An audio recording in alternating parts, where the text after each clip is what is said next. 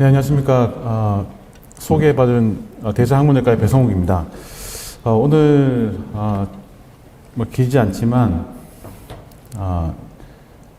정밀 수술과 관련해서 로봇 수술에 대해서 좀 설명을 드리려고 하는데요.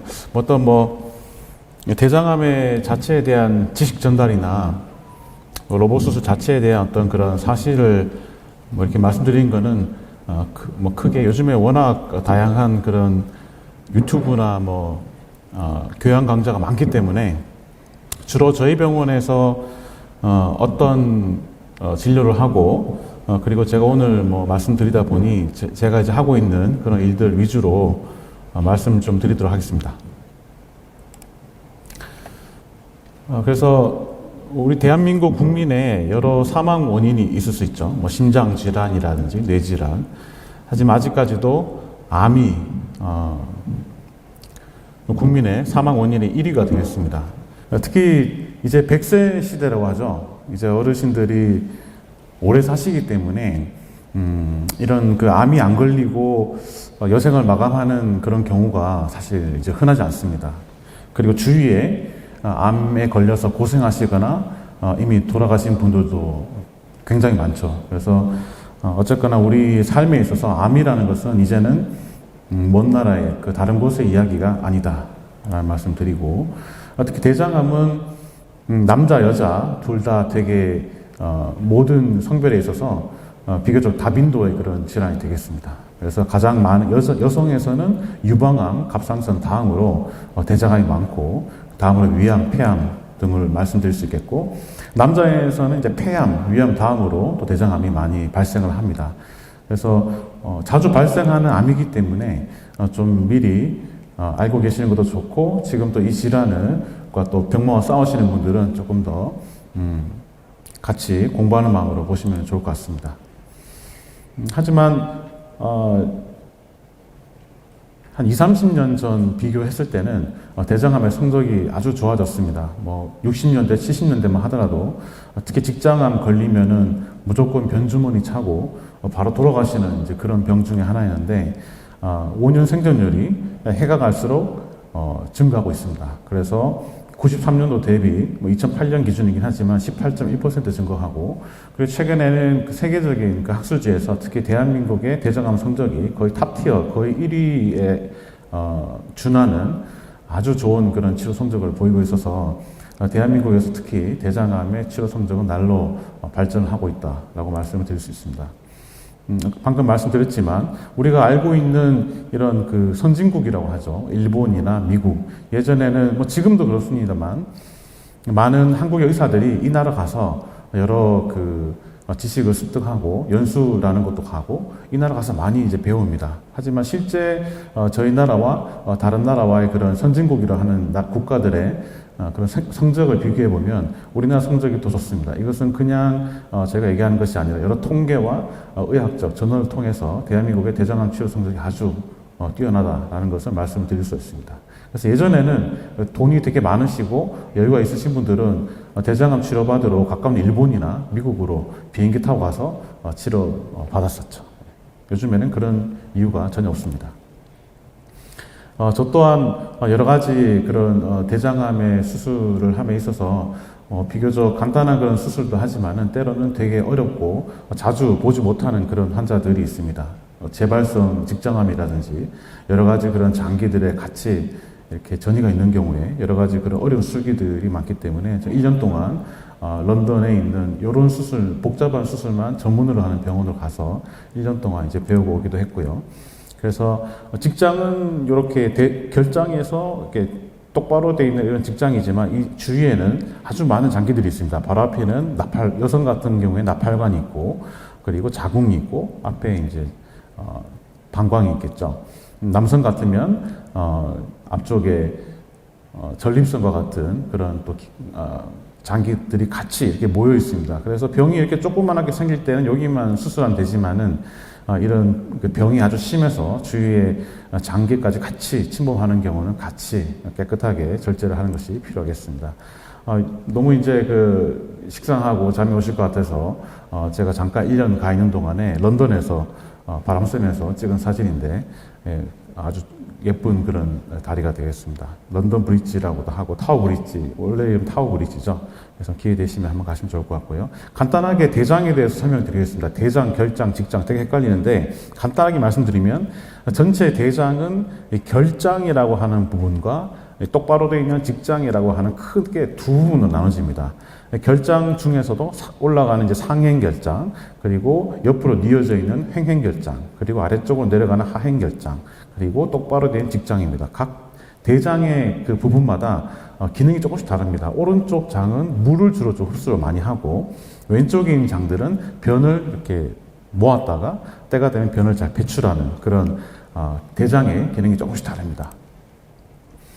근데 이제 매일 혹은 저희가 적어도 2, 3일에 한 번은 이제 변을 보잖아요. 그래서 변을 보고 난 다음에 대부분 이렇게 시원하다 그러면서 물을 확 내리는데, 가급적이면 저희가 이제 저희 학회에서 권유드린 것은 변을 보시고 나서 바로 내리지 말고 변을 좀 한번 이렇게 내 변이 어떻게 생겼는지 한번 이렇게 유심히 매일 그럴 필요는 없지만은 조금씩 보실 필요가 있습니다. 특히 배변, 본인의 이제 배변 습관이 있죠. 근데 평상시하고 뭔가 좀 다르다. 뭐 그냥 일시적인 그런 변비나 설사일 수도 있지만 뭔가 좀 이상한데, 특히 최근에 변이 이제 예전에는 시원하게 잘 보는 편이었는데 갑자기 뭐 한 달, 두 달 전부터 좀 변이 보기 좀 힘들다든지, 아니면 없던 설사가 자꾸 생긴다든지, 변비가 자꾸 생긴다든지, 그리고 변을 원래 보면 시원해야 되는데 변을 보고 나서 뭔가 좀 본 듯 만 듯한 그런 좀 찝찝한 그런 느낌이 자꾸 생긴다든지, 그리고 변 색깔이 이게 변하는 경우가 있습니다. 좀 짜장면 색깔로 검붉은 짜장면 색깔의 변이 나온다든지, 아니면은 이렇게 선홍색의 그런 혈변이 나온다든지, 그리고 이게 뭐 대개는 이제 요즘 양변기의 변을 보시기 때문에 냄새가 잘 나지 않지만 그래도 좀 이렇게 한 번씩 이상한 그 예전에 맡아보지 못한 악취 같은 게 이렇게 솔솔 올라오면은 이게 좀 뭔가 이상한가? 그리고 변에서 콧물과 같은 그런 그 점액변이 섞여서 나오는 경우, 그 변을 보긴 하는데 좀 변 굵기가 좀 이렇게 자꾸 이렇게 점점 가늘어진다든지, 이런 그 증상은 아니고 이런 상황이 있으면 뭔가 좀 이렇게 좀 우리가 좀 관심을, 대장이 보통 1.5m라고 하는데 1.5초 정도 변을 보고 난 다음에 조금 한번 들어보면은 건강한 대장을 위해서 본인이 이제 자가적으로 스크리닝을 할 수가 있겠습니다. 그래서 우측, 좌측 조금 이제 대장암이 많이 생기게 되면 증상이 조금씩 다릅니다. 왼쪽은 비교적 그 종양이 생기고 나서 증상이 생길 때까지 시간이 좀 오래 걸립니다. 이 여러 가지 해부학 구조상. 그래서 좀 종괴로 만져지는 경우가 있고, 자꾸 피가 이렇게 슬금슬금 나면서 빈혈이 생기면서 좀 기운이 없고, 변이 특히 이제 저 상부에 있기 때문에 변이 상부에서 만들어지는데 상부에서 출혈이 있는 경우에는 이 지나가야 되는 그 장의 길이가 길기 때문에 내려오는 동안 출혈의 피의 색깔이 점점 까맣게 이제 짙은 색으로 바뀌게 됩니다. 그래서 이렇게 좀 짜장면 색깔과 같은 그런 이제 변을 보시게 되는 것이고, 또 워낙 이제 종괴가 좀 크고 좀 오랫동안 있다 보니까 체중이 좀 감소하는 그런 경향이 있겠습니다. 그래서 우측 대장암의 경우에는 수술하기 전에 바로 막 수술한 게 아니고 빈혈도 교정하고 영양학적으로 좀 교정을 하고, 그래서 환자분 충분히 수술을 견딜 수 있도록 우리 여러 가지 조치를 하고 난 다음에 수술 전 재활을 통해서 환자의 면역이나 신체 활동을 끌어올린 다음에 수술하는 경우가 많겠습니다. 왼쪽은 아까 말씀드렸다시피 주로 변을 좀 이렇게 저장을 해서 내보내는 역할을 하기 때문에 왼쪽이나 직장에 이런 증상, 대장암이 있는 경우에는 변비가 동반되는 경우가 많습니다. 그리고 어떤 날은 변비였다가 어떤 날은 설사였다가 이렇게 반복하는 그런 경우도 있고, 혈변이나 마찬가지로 점액이 섞여서 나오고, 변 보고 나서 아까 말씀드렸던 좀 시원하지 않는다든지, 그리고 직장에 특히 이제 생긴 경우에는 변이 이렇게 가늘어져 가지고 점점 변이 보기 힘들어지는 그런 증상으로 가게 되겠습니다. 대장암은 모든 암들이 1기부터 보통 4기까지 나뉘어지는데요. 뭐 간단히 좀 설명드리면, 다른 이제 간이나 폐 쪽으로 이제 병이 옮겨 다니는 전이가 있으면 4기로 우리가 보통 보는데, 그리고 임파선 전이가 있으면 3기라고 보시면 되고, 그리고 한 가지 좀 이제 보통 조금 오해하시는 게, 이게 혹이 크면 클수록 이게 뭔가 예후가 좋지 않은 것으로 안 좋은 대장암이다라고 아실 수 있지만, 실제로 그렇진 않고, 크기가 아무리 이제 크더라도 이 혹이 이 장벽에 박혀 있는 그 뿌리의 깊이가 중요하겠습니다. 그래서 이 깊이 박혀 있는 뿌리가 깊은 그런 암은 이렇게 되게 안 좋은 대장암이 되겠습니다. 보시면 여기 보시면 여기는 뿌리가 되게 얕죠. 근데 여기 갈수록 뿌리가 깊다 못해서 대장 밖으로 이렇게 삐져나오는 그런 양상으로의 그런 대장암이 되겠습니다. 그래서 대장암은 크기보다는 그 뿌리의 깊이가 중요하겠다. 그리고 가장 중요한 것은 다른 장기로의 간이나 폐 쪽으로의 전이, 그리고 다음으로는 이 주위에 있는 게 이제 임파선인데요. 이 임파선은 원래 우리 몸에 필요한 겁니다. 이 임파선을 통해서 영양물질이나 면역물질들이 이제 왔다 갔다 하거든요. 근데 이런 악성병이 생기면 이 임파선들로 암세포들이 전이를 하게 됩니다. 그래서 임파선 전이가 있으면 일단 3기라고 생각하시면 되겠습니다. 그래서 이런 여러 가지 대장암의 진행 정도를 결정하는 여러 가지 이제 그런 요소들을 종합을 해서 1기다, 2기다, 3기다, 4기다 이렇게 말씀드릴 수가 있는데, 수술 전에는 우리가 CT나 그런 여러 가지 영상학적인 그런 검사를 통해서 임상적으로 대충 몇 기인 것 같네, 2기인 것 같네, 3기인 것 같네 이렇게 예측을 할 수가 있고, 수술 후에 최종적으로 수술한 검체를 가지고 여러 가지 이제 실험을 통해서 조직 병리 검사에서 최종적으로 1기다, 2기 초기다, 3기다 이렇게 저희가 말씀을 드리고 있습니다. 다음은 대장암의 치료인데요. 아까 잠깐 영상에서도 보셨겠지만 아직까지는 대장암은 약물 치료로는 완치가 일단 불가능합니다. 아직까지는. 요즘 많은 좋은 약제들이 개발이 되고 있습니다. 면역항암제라든지 여러 가지 이제 개발이 되면서 조만간 이제 면역항암제가 일부 대장암에 대해서는 완치의 수단으로 이제 쓰일 것 같다는 그런 이제 연구들이 발표되고 있지만, 아직까지는 표준적인 그런 완치의 그런 개념에서의 치료로서는 가장 아직까지 중요한 게 수술입니다. 하지만 수술로만 되는 것이 아니고 방사선 치료라든지 특히 항암 치료, 이 세 개의 치료가 같이 복합적으로 이루어져야 됩니다. 단순하게 이제 한꺼번에 하는 게 아니라 어떤 치료를 먼저 하고, 그 다음 어떤 치료를 하고, 그 다음에 어떻게 하는지 이런 순서가 되게 중요하기 때문에 여러 이제 의학자들의 연구를 통해서 저희가 자꾸 바뀌고, 보험도 지금 바뀌고 있는 상황입니다. 대장암은 이제 이렇게 혹이 이렇게 있어서 오시면 보통 생각하실 때는 여기 이제 혹을 잘 제거하면 이제 수술이 잘 된다라고 보통 생각할 수 있지만, 실제로는 그렇지는 않습니다. 이 혹만 떼서는 재발 이제 분명히 이제 하는 것이고, 여기 노란색으로 되어 있는 이만큼을 다 통으로 이렇게 일괄적 절제라고 하는데, 통으로 제거를 해야지 재발을 하지 않습니다. 그 말씀은 무슨 말씀이냐면, 이 혹을 포함을 해서 대장에 적어도 10cm 이상, 아래 위로 10cm 정도 이상의 장을 같이 절제를 하고, 아까 말씀드렸던 그런 임파선들이 혈관 주위에 있습니다. 그래서 이 중요한 이 혈관들을 포함을 해야만 임파선들이 같이 절제가 됩니다. 그래서 이 종양 아래 위로의 그런 대장과 그리고 혈관 주위에 있는 임파선까지 한꺼번에 통으로 일괄적으로 절제를 해야지 재발 없는 그런 수술이 되겠습니다.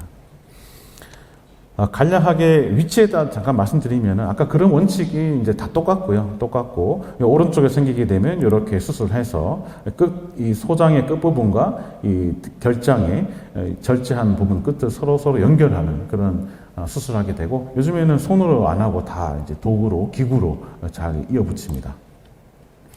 왼쪽도 마찬가지인데요. 왼쪽에서는 직장이 워낙 이제 여기 좁고 손이 잘 들어가지도 않습니다. 그래서 여기는 또 이렇게 원형 봉합기라고 하는 뒤따라 막대기 같이 생긴 이 기구를 넣어가지고 이렇게 일괄적 절제를 하고 난 다음에 직장 밑에 뿌리하고 이 위쪽에 절제한 장하고 이런 기구를 이용해서 이렇게 이제 연결을 하게 됩니다.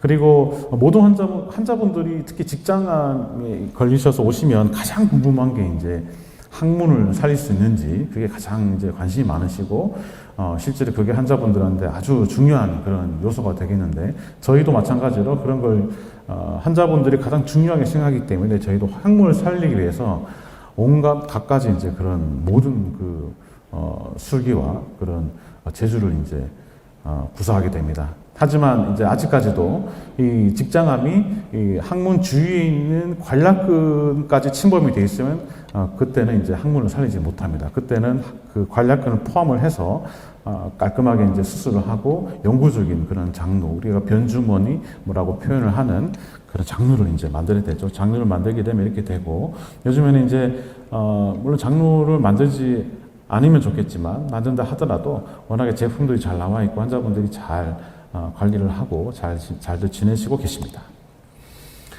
단순히 이제 절제만 잘 하는 게 중요한 게 아니고요. 우리 대장, 특히 직장 주위에는 여러 신경들이 지나갑니다. 이 노란색으로 보이는 게 이제 신경이고, 이 골반 뼈가 되겠고, 여기 직장이고, 그 앞에 그 방광이 있겠습니다. 중요한 혈관들이 있고. 그래서 이런 그 신경들이 얼기설기 이렇게 다 지나갑니다. 그래서 이 신경들은 그러면 무슨 신경이냐. 그 소변 보는 거라든지 대변 보는 것, 특히 젊으신 분들한테 중요한 성기능과 관련된 그런 신경들 되겠습니다. 그래서 특히 직장암 수술할 때는 이 신경을 얼마나 잘 보존하느냐가 아주 중요한 관건이 되겠습니다. 예, 그래서 이제 수술과 관련해서 잠깐 조금 더 말씀드리면 한 30년 전까지만 하더라도 저희가 이제 완전 개복을 해서 크게 저희 이제 뭐 영어로 예전에는 빅 인시전, 빅 설전 그래서 크게 위대한 외과 의사가 이제 크게 열어서 확 이렇게 한다 이런 이제 그런 말이 있었는데 완전 옛날 말이 됐습니다. 이제는 구멍을 뽕뽕뽕 뚫어가지고 이 구멍으로 카메라를 집어넣어서 카메라를 보면서 복강경 기구를 삽입을 해서 이제 하게 되죠. 가장 큰 차이점은 뭐 당연히 단순히 흉터가 이제 작고 크고 이런 문제가 아니고 환자분들이 빨리 조기에 회복을 하십니다.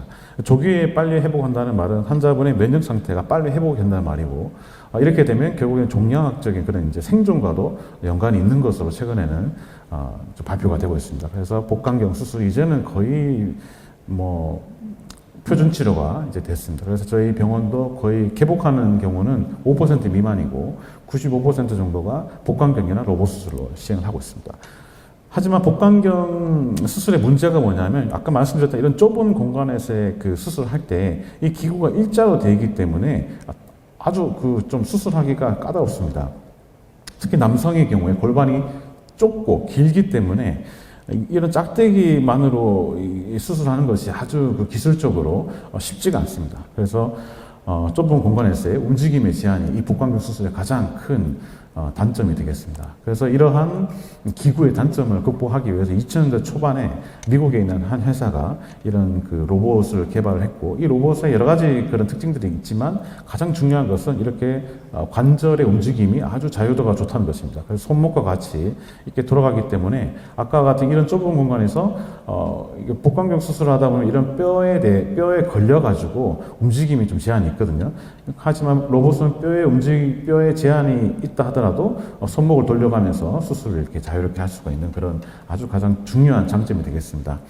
그리고 로봇은 이게 그 두 개의 그런 카메라 이렇게 동시에 보기 때문에 3D 영상이 가능합니다. 그 말은 우리가 뭐 이렇게 좀 이렇게 모니터 보면서 수술하기 때문에 복강경 수술할 때는 앞에 있는 물체와 구조물과 뒤에 있는 구조물이 좀 구분이 좀 잘 안 되는 경우가 있습니다. 2D 영상이기 때문에. 하지만 3D로 보게 되면 앞에 있는 혈관이라든지 뒤에 있는 구조물들이 이게 명확히 구분이 되기 때문에 실수를 좀 잘 안 하죠. 그래서 수술 중에 출혈이라든지 이런 그 수술 중에 어떤 그 이벤트들이 좀 덜 나타나는 그런 경향이 있습니다. 그리고 아무리 우리가 뭐 건강한 사람이라 하더라도 이렇게 뭔가 기구를 잡고 특히 이렇게 큰 확대된 그런 그 작업을 할 때는 손이 이렇게 떨리게 돼 있습니다. 어쩔 수 없는 그런 생체적인 손 떨림이 있을 수 있는데 로봇이 그런 손 떨림을 보정해 줍니다. 그래서 내가 아무리 떨어도 로봇은 떨지가 않습니다. 그래서 그런 생체적인 손 떨림을 이 기구가 로봇이란 기구가 이제 기계가 보정을 해 줍니다. 그리고 필요하지 않습니다. 덜 필요합니다. 복강경 수술을 한 두세 시간만 해도 어깨 아프고 허리 아프고 막 수술 끝나면 막 너무 힘든데 로봇은 이제 앉아서 이제 미세한 그런 움직임으로만 수술하기 때문에 뭐 5시간 하든 6시간 하든 비교적 필요하지 덜 피곤하게 수술할 수 있기 때문에 아무래도 수술은 수술하는 수술자가 직접 하는 그런 행위이기 때문에 이런 것이 수술의 결과로도 어느 정도는 영향을 미칠 수 있다고 알려져 있습니다. 그래서 이런 기계적인 그런 특징으로 인해서 우리들이 의사들이 원하는 것은 무엇이냐면 좁은 공간에서 미세한 그런 수술을 하고 특히 이제 암 수술은 보통 아무리 수술을 이렇게 잘하시는 분들이라 하더라도 두세 시간, 서너 시간, 길면은 10시간까지도 이런 장시간 수술하게 되는데 이 수술 오래 걸리는 이런 암 수술할 때 로봇 수술하면은 환자분이나 수술하는 특히 수술자가 필요하지 않고 장시간의 수술에 아주 유리한 그런 수술이 되겠고 간단한 수술은 복강경이나 로봇이나 큰 차이가 없지만 복잡하게 다른 옆에 있는 장기들을 살린다든지 다른 장기들을 같이 절제하는 그런 복잡하고 어려운 상황을 이제 극복하는 데 로봇이 도움이 되겠습니다. 그 말은 복강경을 수술하다가 뭔가 상황이 좋지 않으면 개복을 해야 되는 그런 상황이지만 실제로 로봇으로 수술한 경우에 개복으로의 전환율이 의미 있게 줄어든다는 그런 연구 보고가 있습니다. 그래서 이런 이제 그 수술 실제 하는 이 콘솔이라고 하는 건데 얼굴을 여기다 갖다 대고 수술합니다. 얼굴을 이렇게 딱 갖다 대면 이게 3D 영상으로 되면서 자유자재로 확대가 가능합니다. 예를 들면 멀리서 보면 이렇게 보이는데 가까이 보면 여기서 신경이 다 보입니다. 그래서 이 보이기 때문에 이 보이는 신경들을 다 살려가면서 이제 수술을 할 수 있다는 것이죠. 그래서 예전에 이제 오랫동안 수술하면 이제 그 의사가 힘들어가지고 지쳐 쓰러져 있는데 로봇을 이렇게 우아하게 앉아가지고 모니터 보면서 이렇게 수술하는 그런 시대가 되었습니다. 저희도 여러 가지 이제 그런 발표들을 했는데 이런 대동맥 주위에 임파선들은 아주 그 수술이 까다롭고 큰 이제 그런 하대정맥이라든지 대동맥 주위에 임파선이 있기 때문에 조금만 이렇게 손이 떨려도 이렇게 출혈이 크게 생긴다든지 아주 좀 고난도의 그런 이제 수술 중에 하나가 되겠지만 로봇을 아까 말씀드렸던 이용을 해서 확대해가면서 이렇게 앉아가지고 천천히 수술을 하면 개복하지 않고도 로봇으로 이걸 잘 절제한다는 그런 내용이 되겠습니다. 여기는 이제 아일랜드인데요. 아일랜드에 하나의 모헤어라는 이제 큰 그 해변에 아주 좋은 절경이 있어서 갔다가 이제 사진을 찍게 되겠습니다.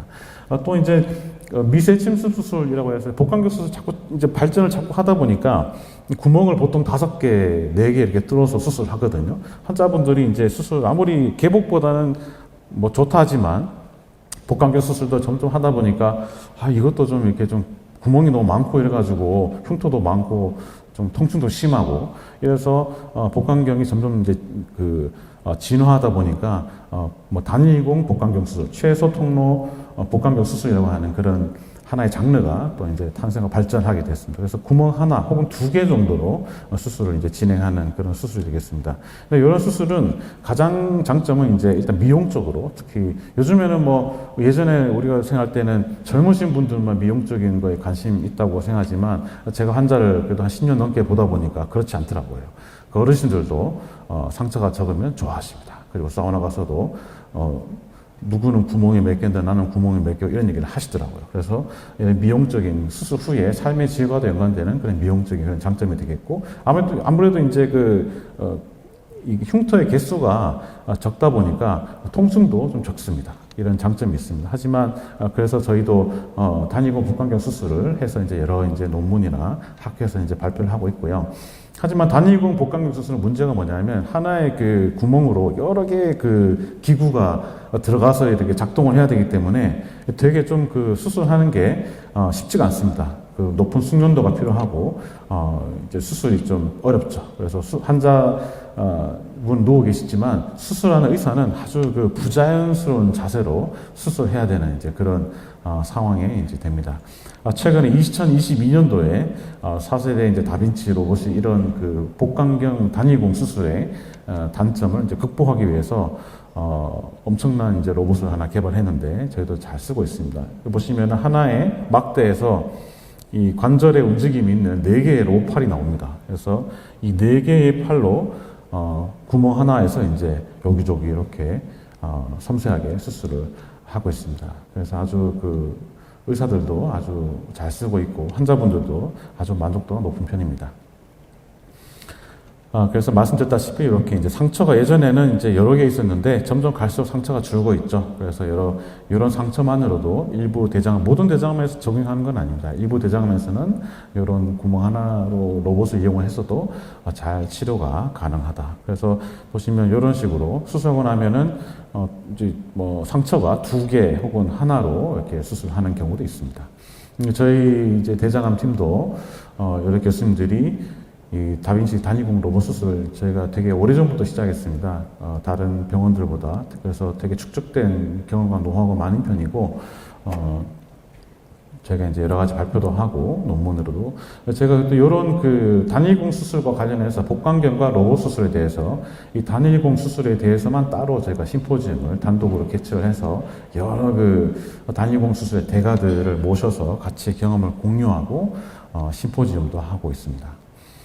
최근에는 제가 2024년도에 500내를 이제 로봇 수술을 돌파를 했는데, 이것은 이제 모든, 대한민국에 있는 모든 병원을 통틀어서 7번째로 저희가, 2011년도부터 로봇을 도입을 해서 수술하기 시작해서 500내를 돌파하면서 이제는 아주 안정적으로, 대장암 팀이 로봇 수술을 운용을 하고 있다라고 이제 말씀을 드릴 수 있고요.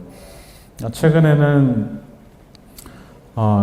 이제 기술이 점점 발전하다 보니까 인공지능과 접목된 그런 로봇 수술을 쪽으로도 많이 지금 연구가 되고 실제로 많은 그런 소프트웨어나 그런 하드웨어들이 개발되고 있습니다. 여기는 이제 일본에 제가 잠깐 가서 이제 봤을 때 그런 장면이 되겠는데 뭐 자세히는 보이지 않지만 이게 이런 파랑색으로 된 이런 그 인공지능 프로그램을 통해서 실수를 하지 않고 좀 더 정확하게 할 수 있도록 인공지능이 좀 수술할 수 있는 그런 방향을 좀 이렇게 잡아주는데 좀 도움이 되는 여러 가지 그런 수술들이 여기 보시면은 이렇게 이런 그 색깔을 이제 구분해 주는 거죠. 그래서 중요한 구조물들이 색깔이 다르게 표시가 됩니다. 그러면 수술하는 사람이 뭐 워낙 잘하시는 분들도 원래 잘 하시겠지만 그래도 사람의 컨디션 따라 그리고 경험에 따라서 실수를 할 수 있는데 이런 그 여러 가지 프로그램을 통해서 인공지능도 같이 이제 되고 있고 이런 것들에 대해서 저희가 같이 일본 연구진하고 같이 공동으로 연구를 해가지고 또 발표도 하고 공부를 계속 하고 있는 그런 상황이 되겠습니다. 또한 이제 수술을 뭐 그냥 500내를 돌파하고 오래 하고 이제 이런 것도 중요하지만 결국에는 수술을 우리가 하고 난 다음에 이 수술 방법이 실제로 환자들한테 어떤 이제 영향이 있고 어떤 환자들한테 이런 수술 방법들이 도움이 되고 이런 것들을 제가 계속 연구를 해야 되거든요. 자료를 정리하고 논문으로 내고 또 발표도 하고 이렇게 하면서 이런 환자분들한테는 좀 이런 수술법이 좋겠네. 이런 이제 것들을 조금씩 쌓아다 가다 보면 한 분의 환자가 왔을 때 가장 적합한 그런 수술 방법을 우리가 생각을 하게 되고 이제 말씀을 드리게 됩니다. 이런 연구들은 이제 좀 진행된 그런 그 조기에 진단된 환자들이 아니고 아주 좀 진행된 그런 직장암 환자들에 대해서 복강경과 로봇 수술 비교하는 그런 연구들을 이제 저희가 진행을 하고 있고요. 여기는 또 아주 좋은 그 풍경이 있는 슬로베니아의 이제 한 그 도시가 되겠습니다.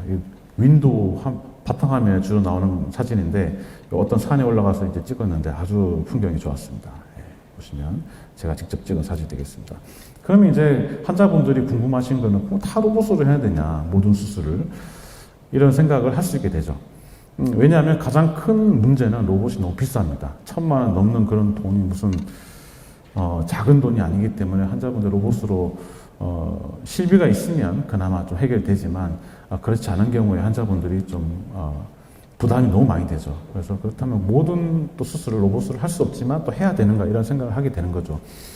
최근까지만 하더라도 여기에 대해 손목, 아까 말씀드린 그런 그 관절의 움직임이 로봇만 구현이 됐습니다. 그래서, 근데 최근에는 그런 이제 원래 일자로만 돼 있던 그 막대기 같은 그 복강경 기구들이 중에서 이렇게 또 관절 움직임이 되는 또 복강경 기구가 또 이제 개발됐습니다. 이건 이제 이 기구는 한국의 회사가 개발해가지고 거의 로봇보다 어떻게 보면 좀 각도가 더 이렇게 꺾어지는 정도로 아주 이제 이런 로봇의 움직임을 구현하는 그런 복강경 기구가 또 개발됐습니다. 그래서 이제는 이제 이런 뭐 로봇이냐, 로봇 아니면 뭐 복강경 이런 시대는 끝난 것 같고, 상황에 맞게 이제 선택을 잘 하면 되겠습니다. 그래서 저희 병원에서도 여러 이제 저희 병원이 주도가 돼서 이런 그 손목의 관절 움직임이 가능한 그런 복강경 기구를 이용을 해서 하는 직장암 수술과 그 기존의 로봇 수술과의 어떤 비교를 통해서 정말 이게 큰 차이가 없겠는가. 뭐 그냥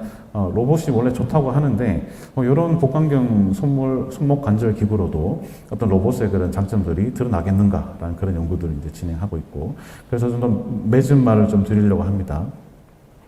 그래서 이제는 어떤 그 특정 수술이 좋고 특정 수술이 안 좋다 이런 얘기는 더 이상 좀 하긴 좀 힘들 것 같고, 좋고 나쁜 수술은 없습니다. 없고 모든 수술에는 이제 장점과 단점이 있을 뿐입니다.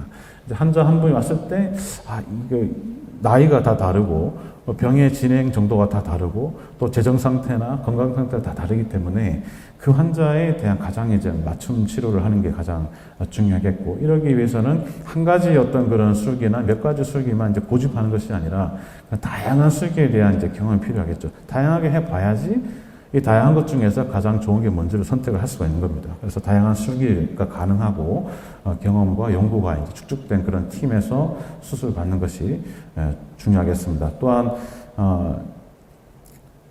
수술을 하는 이제 팀 워크가 중요하기 때문에 경험 있는 팀이 잘 구성된 그런 곳에서 치료받는 것이 중요하겠습니다. 마지막 슬라이드인데요.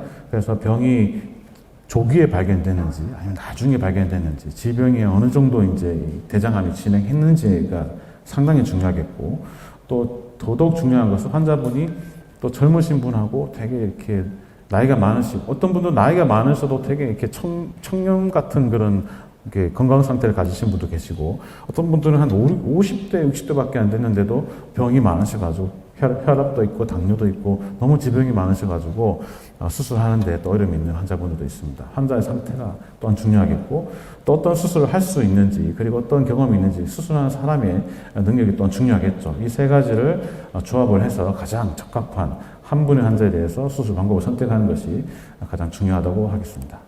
예. 그리고 마지막으로 이제 저에게 늘 이제 제 대장암 수술에 있어서 제 스승님이신데, 이제 지금은 은퇴하신 이제 세브란스 병원의 김남 교수님께 늘 감사드리고, 이만 강의를 마치도록 하겠습니다. 감사드립니다.